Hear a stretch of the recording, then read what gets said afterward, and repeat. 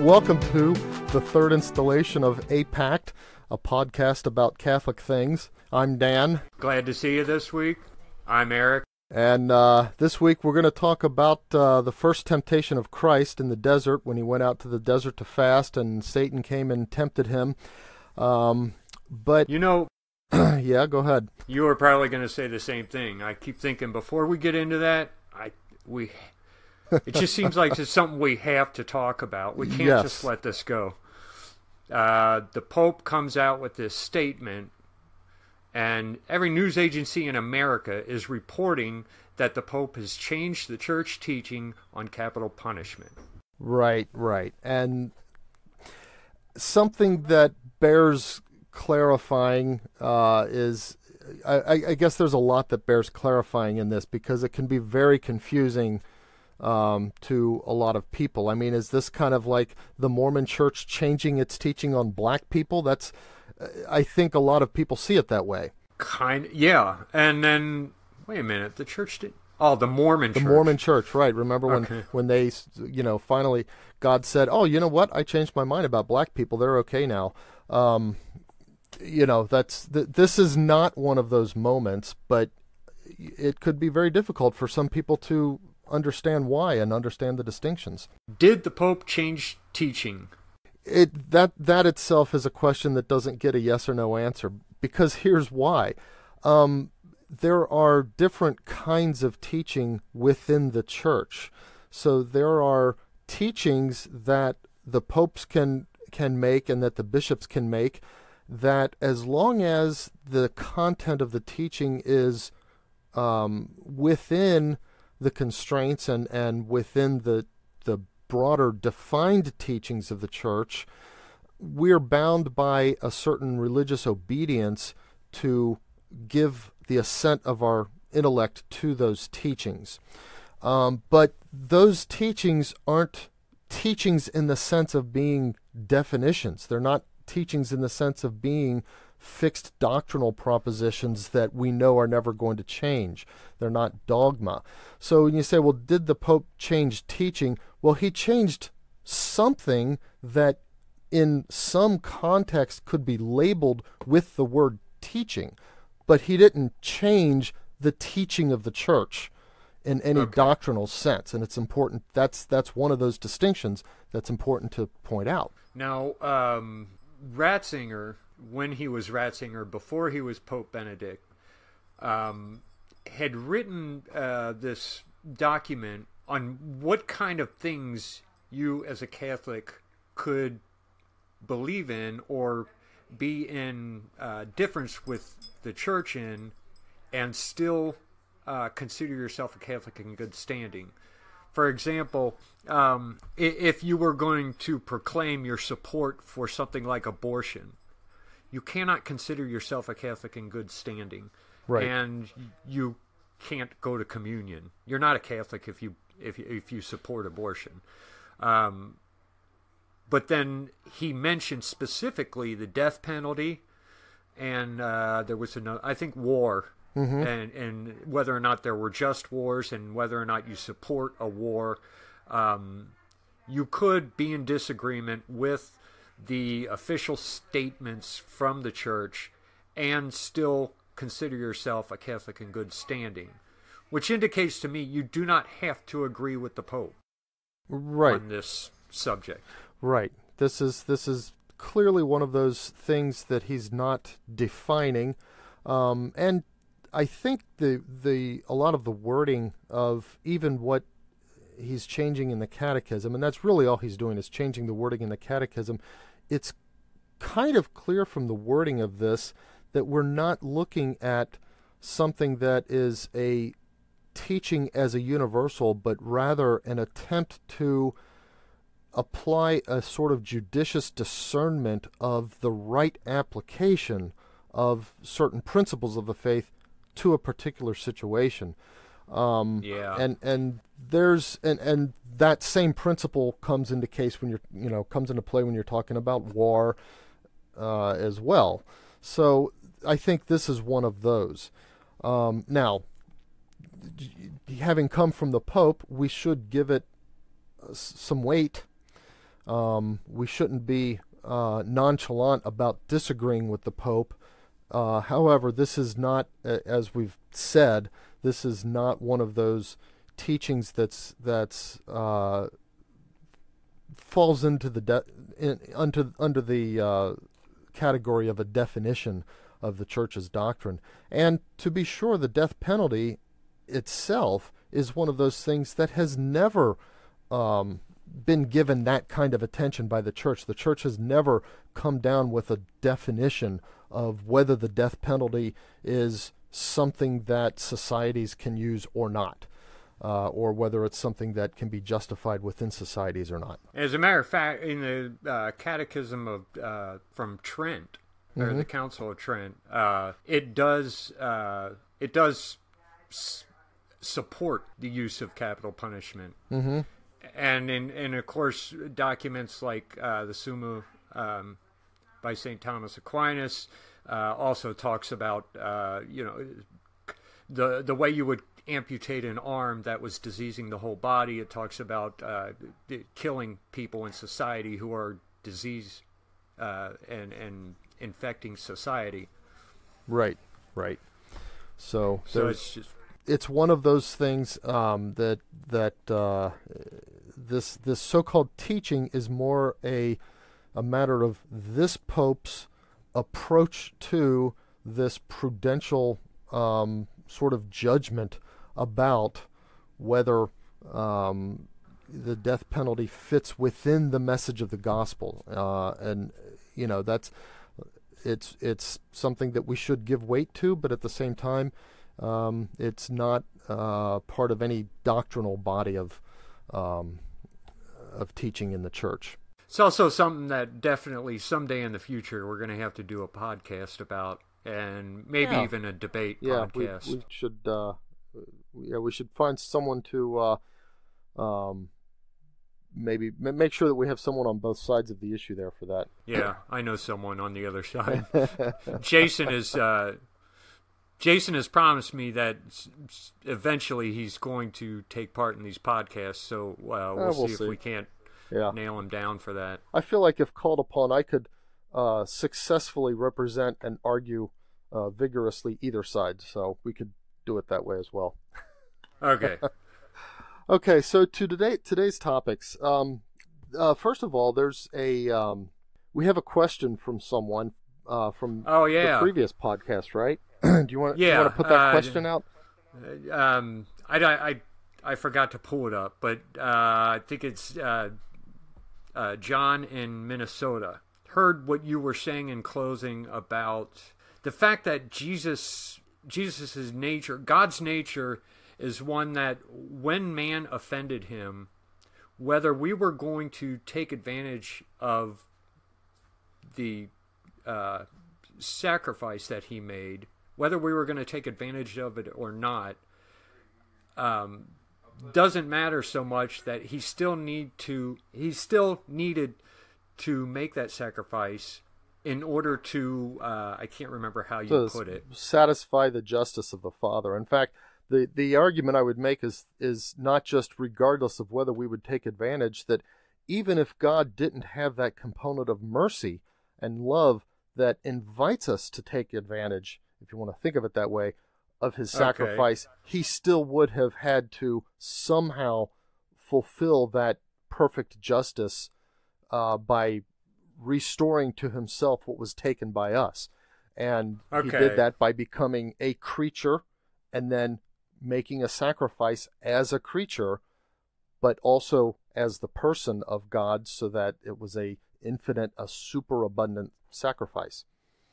So the question was, well, what about the offense of Lucifer and all of the angels in heaven that rebelled against him? Does he still have to do this to exact that justice? And the answer, I think, is yes. And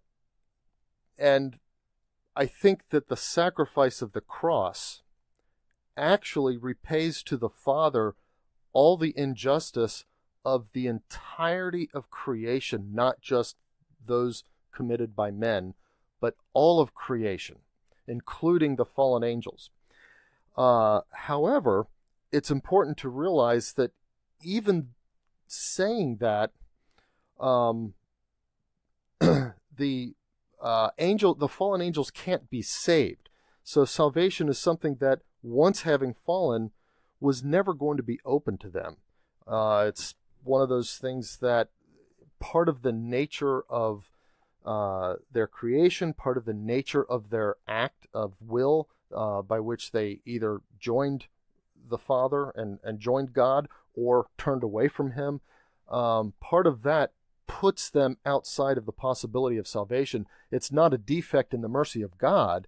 It's just the nature of how they are and how God created them to make that one-time decision. And now, having made that, the fallen angels cannot be saved, nor is there a possibility for a second rebellion among the non-fallen angels. It's part of the nature of their choice that, once having made it, that's now who they are, so to speak. However, that offense that those fallen angels created by their fall, by their rebellion against God, yes, I think even that, even if God hadn't created, mankind, somehow God would have had to find a way to become part of his creation and then offer some kind of sacrifice as a created being to repay to the Father that justice, which was denied him in their obedience or in their disobedience. So that's my answer. Now, I'll be honest, after we received this question, I actually did some searching to try to find if I could find anything about this, at least, on the internet, very superficial searching. I didn't go to libraries or anything. But I really can't find anything, and I think the reason is because even theologians have not really, that I can find, tried to deal with that question. The more interesting question for theologians has been, can the angels be saved? If not, why not? And so forth. And there is some Catholic teaching behind my explanation of that. But I haven't really found a treatment of the question of, did the fall of the angels then require something like the sacrifice of Jesus in order to restore that perfect justice within God? But anyway, that's my answer to, you said it was John, right? That's my answer to John's question. Yeah. And by the way, it's a good time for a disclaimer here. This is a podcast about Catholic things. We're not claiming to represent the church. What we're trying to do is just have a discussion as two brothers who are committed Catholics about things of interest to Catholics. And there may be some things that somebody out there, one of our listeners, finds something that we said that maybe we said something wrong. You can find some documentation of that or whatever. Please send it to us. We would welcome that, and then we could open up the discussion again. I like to leave that open. If you have any way to refute whatever Danny says, send it to me right away, and I'll make sure he hears it. Sure. Yes, you will. Okay. So today's topic, first temptation of Christ. So I think most people listening to this know the story. I'm going to recap it. Anyway, Jesus goes out into the desert to fast for 40 days. And while he's out there, Satan appears to him, and we've got a recording of 3 distinct temptations. The first one of which, and they all seem to be a little bit of a challenge type of temptation. If you're the Son of God, surely you could do this. And Satan comes to Jesus and he says, if you're the Son of God, you could turn these stones into bread. Now, what I don't exactly remember is whether the temptations themselves occurred at the end of the 40 days after he had spent his time fasting, or was it during the 40 days that he was out there? Do you remember? I've always thought of it as toward the end of that time. Me too. And that's been one of the puzzlements for me regarding this temptation. because it seemed like, well, if he's already done his 40 days, why not? Why would it be a bad thing, to turn the stones into bread anyway? And, personally, growing up, and anytime I bothered to think about this, I sort of came up with the kind of unsatisfactory conclusion that, well, it must be that it would have been wrong to do just because Satan was the one who suggested it, kind of thing, I don't know, Eric, what you ever came up with when you thought about this temptation. I never really thought about whether or not it was right or wrong. I kind of was at the point where it's like, he just spent 40 days without eating. Why did you think this was going to stump him? Well, that's a good point, too. Because it's, not that long before he's going to walk back into town or ride back into town, whatever he's going to do, and he'll probably sit down at a tavern and eat. Yeah. Anyway. So why was it wrong anyway? Because eating bread is not wrong. No, eating bread's not wrong. And when you consider that the stones themselves were created by God, and we know that all of creation, in the Creed we say, that, through him, through the Son, all things were made. So all of creation was through Jesus, the second person of the Trinity. And so effectively he made the stones, he makes the wheat that is turned into bread, and so all of it is his anyway, and to, turn one into the other, why would that be so bad? And I think there's a lot of symbolic reasons why it couldn't work, and it shouldn't work, and he shouldn't do it. So, for example, if you look at his answer to Satan, he says, man does not live by bread alone, but by every word that comes from the mouth of God. Well, later, what was he going to do? He was going to, at the Last Supper, and of course, there was no way to realize this was where it was going until after it happened. But at the Last Supper, he took bread and he turned it into himself, his body, and he gave it to us to consume. So now we're consuming bread, but not bread alone, because it's not even bread at this point. It's the Word of God. Jesus is the Word of God. He's the complete Word of the Father, the Logos. And so now he's turning that bread into the Word. But, there's another aspect of it too, which is this, that Jesus wants to work within the constraints of combining God's action with human labor, with human work. The bread itself, it had to be bread that he used at the Last Supper, because bread is not just, it doesn't just show up in nature. You don't just go, pick it off a tree. You have to harvest the wheat and then grind it into flour and then knead it into the bread and then bake the bread. There's human labor involved in that. And of course, the same thing with the wine that gets turned into his blood at the Last Supper.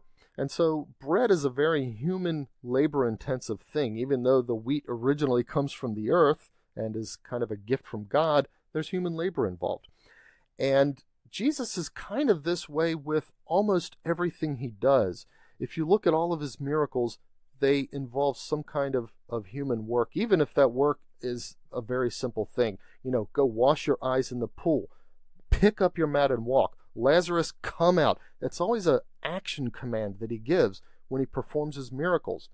I think maybe the closest he came to not doing that was when the centurion came out and met him at the edge of town to ask for his servant to be cured.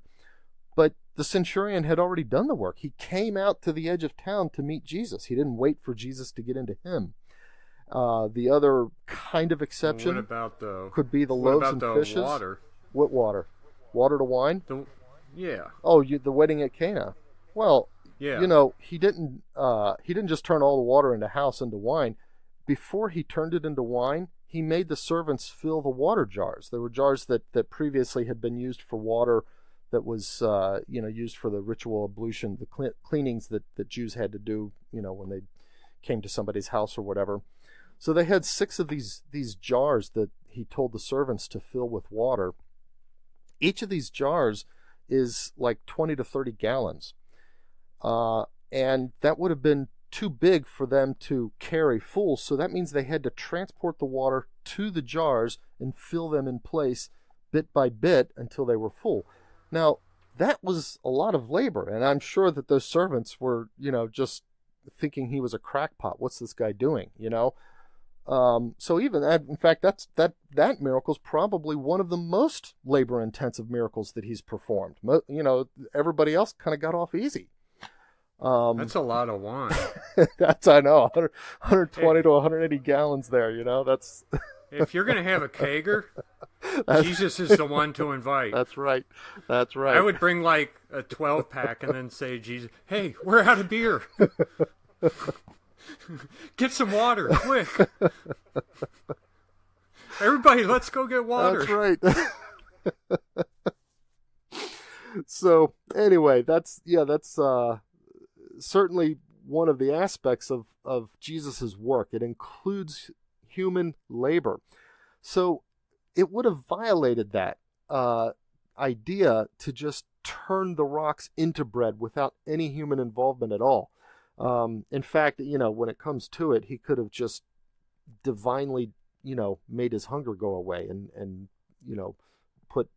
repaired his body from the lack of food without even eating. But he didn't want to do that. His mission included being a human like us and living within the constraints of human nature. And yes, he did perform miracles, but he did that by asking for something from the Father and then involving some kind of human action with it. And the teachings, well, I don't know if this is doctrine, but I know that it's always been explained that when we pray for miracles, or if a miracle happens, it is always for the glorification of God, not necessarily just to help us. Mm-hmm. Right. It's always goes toward the glorification of God, and if it doesn't, it's probably not a miracle. Well, that's a good point too. Yeah, that's right.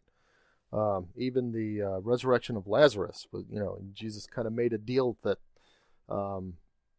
he's giving glory to the Father here. And he said, I always give you glory, but I say this for those, who are standing around. And, this kind of touches what we were talking about last week, in that the fact that God wants us to take part in our salvation. When we said that when you fast and when you offer it up, you are participating in your salvation, which is what God wants, is participation. Mm-hmm. Right. So those are the kind of that's the one side of this temptation, but there's also a little bit of another side, and it also goes to the mission of Jesus. And I thought of this. All of this kind of came to me rather recently. I mean, within the last few years. But I thought of this while thinking about the agony in the garden. And I don't know if you remember, Eric, we were having a discussion about the agony in the garden and kind of I think we were actually talking about the play Jesus Christ Superstar, and we were talking about the agony scene in that and how well it might represent, what Jesus was really going through and what he was feeling. And I kind of got to thinking about that after we had that discussion. And I think we kind of disagreed on something, on certain parts of it. But it got me to ask the question, why was there an agony in the garden? Why did Jesus even make this request? I mean, Jesus knew where everything was going. He knew what he was going to do. He knew that he was going to be crucified and everything that meant. Why bother to make this request? And you could say, well, it's only to show an example of always wanting to do the will of the Father. Well, that's not a small thing, okay? But I think it goes deeper than that. I think there's something more significant there. And here's what I eventually came up with, and this thought is what kind of led me to my thoughts on the first temptation. But throughout all of Jesus's life, even though he was always serving the Father and always perfectly obedient to the Father, most of what he did, you could also find a human motivation to do. In other words, his human nature and his human will, in some satisfaction of some kind of human inclination, might be inclined to do these things anyway. Not necessarily the totality of them, but all of the various individual things are things that, while obeying the Father, there's also a mixture of perhaps some real human desire to do these things. Whereas now we've come to kind of the end game. This is the finale. He's going to die on the cross, and at the end of that he even says, "It is finished." So here's our finale coming up, and this is something that humanly there's no possible way he could want to do. So I think the reason for the agony in the garden, and the reason that he was even led to the garden, was specifically to ask the Father, is there any way out of this? I think he had to make that request so that the Father could say no. And the reason is, remember that it was purely an act of disobedience, not an act of malice towards somebody or anything like that. It was purely an act of disobedience that lost our original justification. And so the final act, are you bumping around back there? I'm sorry. I did thump around. I had to change rooms because okay. I could hear kids in the background, which I'm going to have to edit out. Yeah. So I moved to a different room, and now I'm on battery. And all right. We'll still come through the same? Yeah, probably will. So, okay, so what I was saying was, so through an act of disobedience, we lost original justification, and therefore the restoration of our justification and the reconciliation of the universe to God had to occur through an act of obedience. And this was the significance of Jesus asking in the garden, is there any way that this cup can pass without me drinking? Because then, having asked that and been told no by the Father, his death on the cross was purely an act of obedience and nothing else. There was no reason for him to do this except that the Father said, I want you to do this. And I think that's the real significance of the agony in the garden. Now, yeah, that's pretty powerful. Well, and it's not something I've ever thought about. So, well, you kind of made me think of it. So, but anyway, for some reason I happened to be, I don't know, thinking about that time, and just at the right moment, my thoughts crossed. I rarely have two thoughts at the same time. I'm I don't have the capacity for that, but this time it did, and it occurred to me that also is a little bit of a key to understanding the first temptation, which is this. In addition to everything we've already said about wanting to be fully human and the involvement of human work, there's this. Jesus' entire mission is to be, through his whole life, an offering to the Father. He's here to do the Father's work and to serve the Father. If he were to do this thing, to take, let's say, advantage of his divinity, his power to turn these rocks into bread, and to use that not only not for the service of another person, not for the glorification of the Father in any sense, but purely and entirely to serve his own personal hunger, that would pretty much bring an end to his mission. And so that's the other aspect of that temptation, I think, that sometimes maybe gets missed. That Satan, and I don't know whether Satan, would have recognized the significance of this, but by asking this of Jesus, especially if there's this, okay, the fast is over. Well, sure, it would be okay to eat bread and, all these things. It's a long walk back to town. I could just get a bite right here real quick. All of those human thoughts that might go through somebody's head if they did have the power to do that, but weren't here on a divine mission. Well, because Jesus' mission is to be entirely not for himself, he couldn't do it. And so that's the other. So there's two aspects to that temptation. It's kind of funny because both of them occurred to me at the same time, and I don't know what they have to do with each other. But well,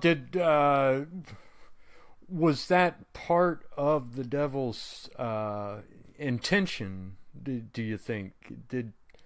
Was he looking at this and saying? I mean, I wonder if that was in the devil's mind as he tempted Christ. I wonder that too. In fact, I was reading some time ago, I think it was in high school at the time, that theologians even kind of debate whether the devil knew, for example, that this person Jesus was the Son of God, was the second person of the Trinity, the one that that they in some narratives of the rebellion that the fallen angels refused to bow down before. Did he know who this was? Was he trying to figure out who this was? Or did he know and he was trying to derail his mission somehow? That's been a little bit of debate. I don't think that there's any definitive answer of that within Catholic reading of the Bible there, but it's one of those interesting questions that people have tried to answer and have thought about. Well, what kind of occurred to me is, as you were talking about this, a couple things. If you look at it from the devil's point of view, or if you kind of take his way of tempting and put it on a timeline, starting off with Adam and Eve, he did not know man very well. And when he tempted Adam and Eve, he didn't use anything that he would have been tempted by. He didn't use any kind of the passions that we have to get him to do something wrong. He used what he knew, jealousy and pride and maybe vanity. And right. Those were the things that he was tempting Adam with. And he says, so, you want to be like God. He didn't mention the fact that they were good to eat. Now, Adam or Eve noticed that they were good to eat. Right. But he said nothing about that. And so that's how he gets Adam and Eve. And suddenly there's the fall. Now, the devil looks at this and he's got to be figuring things out now. He's gotten man to fall from God's graces, and all of a sudden there's these other things that would not have been a temptation to him, and he probably doesn't understand as a temptation to us. Well, that's a like good point. Hunger, yeah. Lust, and vanity. Or not vanity. Vanity is something. Sloth. Right. Yeah. So these three, the bodily pleasures, he doesn't understand yet. But as he's watching, for the next several centuries, that ends up being one of the easiest ways to get us. In fact, he doesn't even have to do anything. And man is, because of the fall, because of... concupiscence. Because of concupiscence, now suddenly, if we're hungry, that in itself is a temptation. And so if you're standing there, you're hungry, the guy next door has bread, and you want the bread, that in itself is a temptation, and he doesn't even have to do anything. But here Jesus is in the desert, not eating. And so after centuries of seeing man fall over and over again for these bodily pleasures, which he doesn't understand, that's the first one he goes for. And he doesn't quite understand why we fall for it And now he doesn't quite understand why Jesus isn't. Doesn't, right. Because Jesus isn't subject to concupiscence. Mm-hmm. It just kind of struck me as you were talking. I thought, well, it's definitely another angle on it. I hadn't even thought of that. There's certainly some ignorance here on the part of the devil. Yeah, he's trying to figure something out.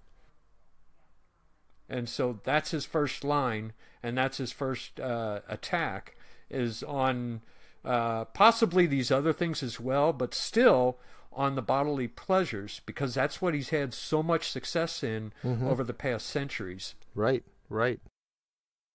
That's a good point. That the devil, even while he tempts us with bodily pleasures, doesn't himself really understand them. He's kind of using a. It's like he's found a formula that works, and he's using it without really getting it. But hey, it works, so just keep using it. It would be like if you've got an animal and you need to get them bred, you don't really understand why the male wants to go after the female, but you can do it at certain times, and if you bring her in there, you're going to get a baby animal. Yep. So you put them together at the right times, and you know what's going to happen. And here the devil is putting this temptation forward, expecting it to happen because it's always happened in the past, or it's happened often in the past, and it's not working. Fortunately for us, it didn't work. Yeah. Okay, so I think I've kind of exhausted my thoughts on that. Yeah, and we're almost 40 minutes, and there's not a whole lot that I'm going to cut out of this recording, so we're pretty full. For this recording. All right. Well, thanks for listening to APACT, and think about what we said, and we will see you next week. And hey, if there's anything that you'd like us to talk about, let us know. And what's that email address? It's not an email address. It's apact.us, apact.us. There's a form there you can fill out. There you go.